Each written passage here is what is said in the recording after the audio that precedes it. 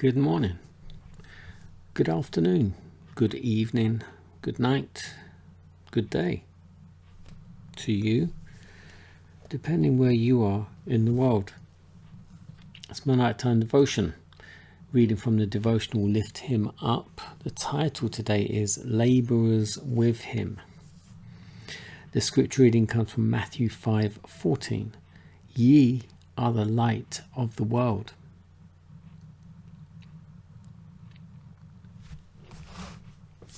Our Lord designed that His church should reflect to the world the fullness and sufficiency that we find in Him. We're constantly receiving of God's bounty, and by imparting of the same, we're to represent to the world the love and the beneficence of Christ. Beneficence, I can say it. While all heaven is astir, dispatching messengers to every part of the earth to carry forward the work of redemption, the church of the living God are also to be co-laborers with Christ. We are members of His mystical body.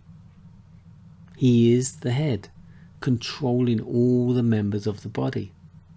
Jesus Himself, in His infinite mercy, is working on human hearts, effecting spiritual transformations so amazing that angels look on with astonishment and joy. The same unselfish love that characterizes the Master is seen in the character and life of His true followers. Christ expects that men will become partakers of His divine nature while in this world, thus not only reflecting His glory to the praise of God, but illumining the darkness of the world with the radiance of heaven. Thus will be fulfilled the words of Christ, ye are the light of the world.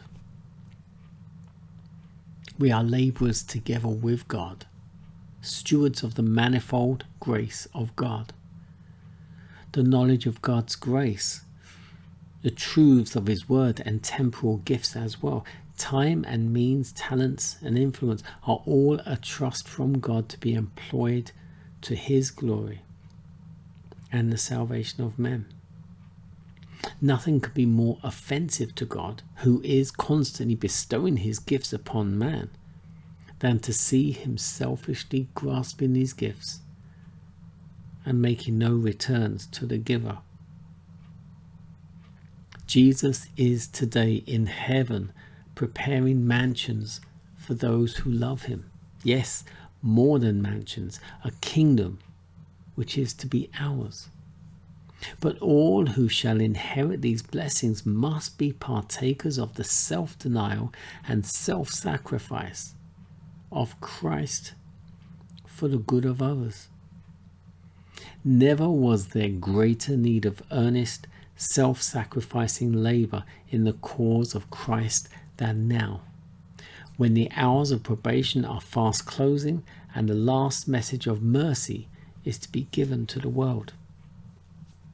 My soul is stirred within me as the Macedonian cry comes from every direction, from the cities and the villages of our own land, from across the Atlantic and the broad Pacific, from the islands of the sea.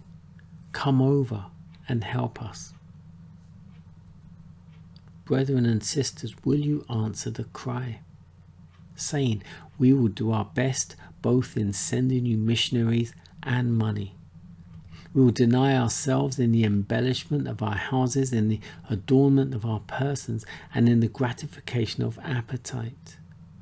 We will give the means entrusted to us into the cause of God, and we will devote ourselves also unreservedly to His work. Let every dollar that you can spare, let every pound that you can spare, be invested in the bank of heaven.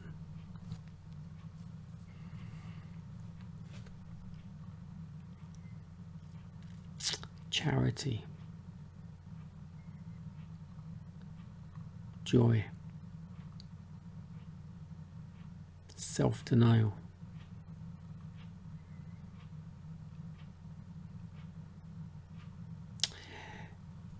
I'm going to focus on ye are the light of the world.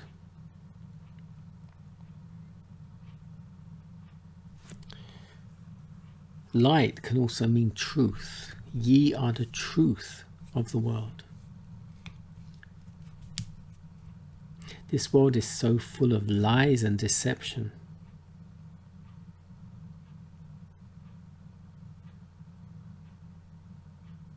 But to know God is to know the truth, and to know the truth you must live in the truth. To live in the truth,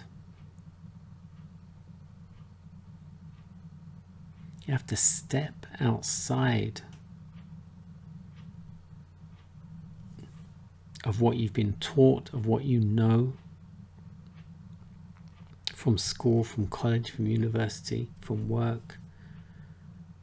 You open up your eyes, open up your mind, and look to see what's really happening. You cannot trust the media.